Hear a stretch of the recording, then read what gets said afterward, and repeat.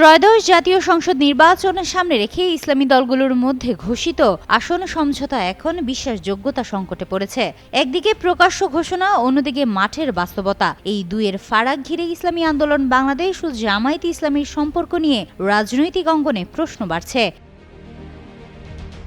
গত 18 জানুয়ারি প্রধান উপদেষ্টার সঙ্গে সাক্ষাতের পর জামায়াতে ইসলামীর নায়েবে আমির ডাক্তার সৈয়দ আব্দুল্লাহ মোহাম্মদ তাহের গণমাধ্যমকে জানান, ইসলামী আন্দোলন বাংলাদেশের নায়েবে আমির মুফতি সৈয়দ মোহাম্মদ ফয়জুল করিমের আসনে জামায়াতে ইসলামী প্রার্থী দেবে না। ওই ঘোষণার পর দুই দলের মধ্যে সমঝোতা হয়েছে বলে ধারণা তৈরি হয়।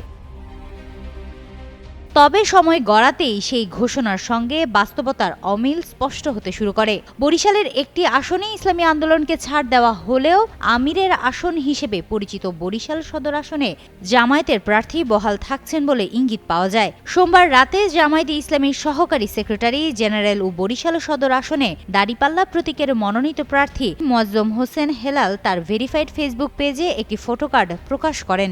আকিজ নিয়ে এলো বিশ্বমানের বেবি ডায়াপার মাম্মাম কটন সফট ম্যাটেরিয়াল, বাবুকে দেবে র্যাশ ফ্রি সুপার কমফর্ট। ফটোকার্ডে উল্লেখ করা হয়, ইসলামী আন্দোলন বাংলাদেশের সিনিয়র নায়েবে আমির মুফতি সৈয়দ মোহাম্মদ ফয়জুল করিম বরিশাল 5 ও 6 আসনে প্রার্থী হয়েছেন। একই সঙ্গে জানানো হয়, বরিশাল 6 আসনে জামায়াতে ইসলামী তাদের প্রার্থিতা প্রত্যাহার করবে।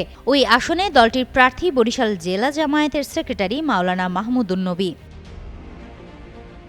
ফটোকার্ড প্রকাশের পর রাজনৈতিক অঙ্গনে আলোচনা সমালোচনা শুরু হয়। ইসলামী আন্দোলনের নেতারা জানান, চরমনা ইউনিয়ন বরিশাল সদর আসনের গুরুত্বপূর্ণ অংশ হওয়ায় সদর আসনটি দলের আমির মুফতি সৈয়দ মোহাম্মদ রেজওয়াল করিমের আসন হিসেবে বিবেচিত। অতীতেও এই আসনে তার পক্ষে মুফতি ফয়জুল করিম প্রতিদ্বন্দ্বিতা করেছেন।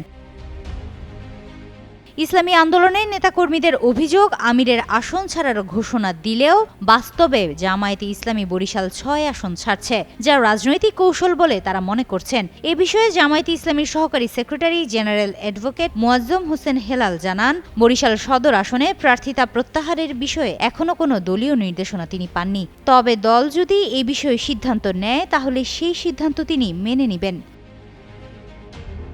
হিমাতুল জান্নাত, যুগান্তর নিউজ।